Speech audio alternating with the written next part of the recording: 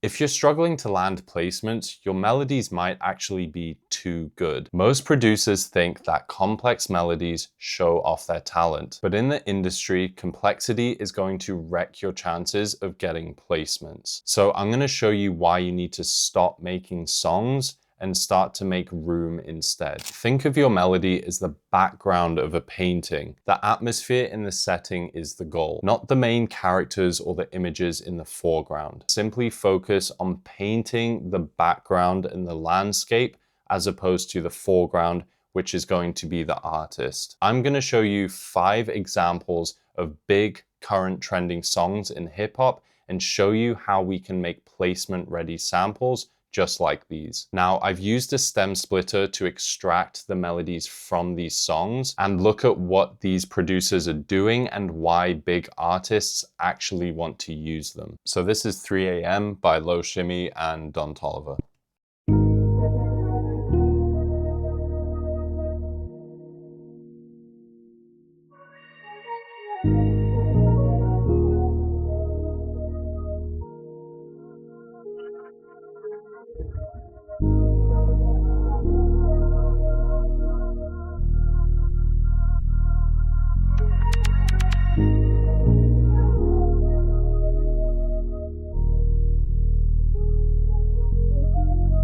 So you see, lots of space, lots of room for an artist. And the second example is Come and Go by Yeat. This song blew up. I love this song.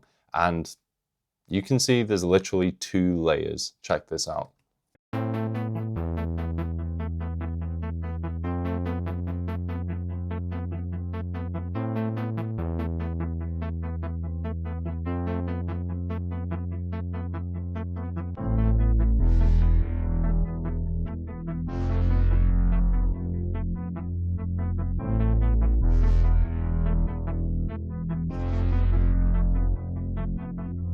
Again, super simple, 2 layers.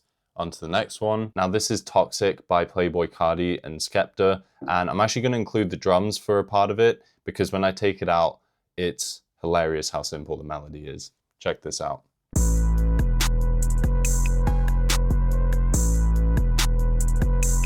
Ready?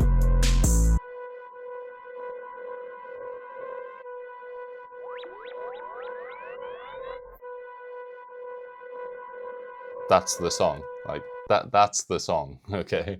On to the next one. This is Different Species by Offset and Gunna. I love this song. And again, check this out.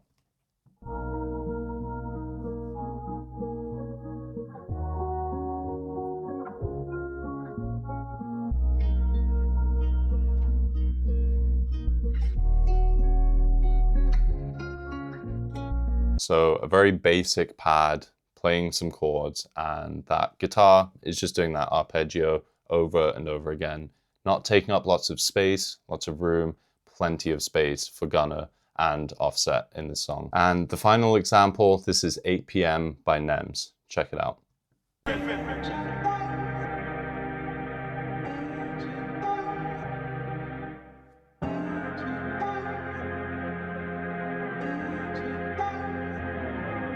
So 2 chords, a vocal, repeating, that's it.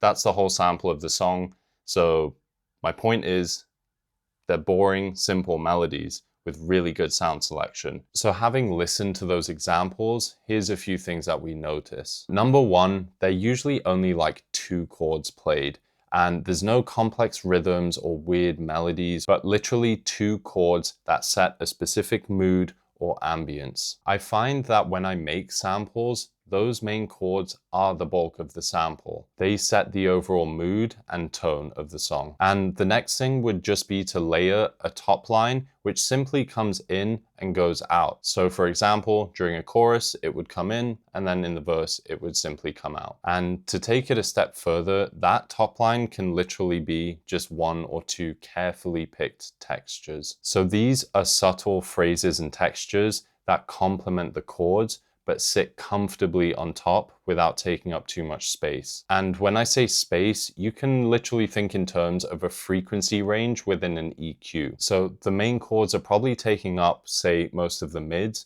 but that top line or those textures are sort of taking up the high mids or even the high end of the frequency range. Now, this can be the other way around, but usually this is the most common example. What was obvious from listening to the stems that I extracted from these examples is that they really weren't more than like 2, maybe 3 layers. And be honest with yourself, how often are your samples only 2 layers? You see, it's so tempting to try and fill out a sample because you don't have a vocalist on it yet.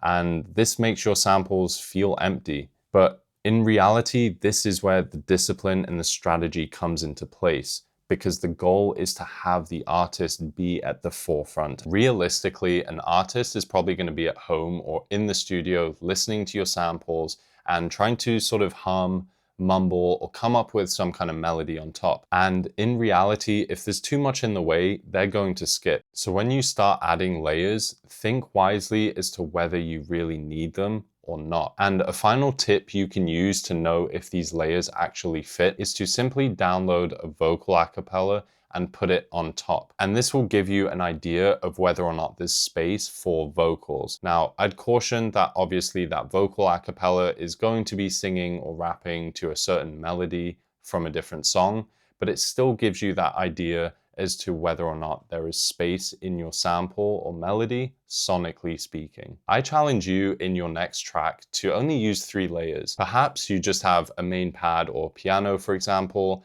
and then you have a top line, maybe it's something like a saxophone in the high end, and then maybe a 3rd layer could just be something like a bass for a section or 2. And if you want to see how I actually make tracks that follow these guidelines and create space for an artist, you can watch this video here where I sampled a vinyl and actually made a full instrumental.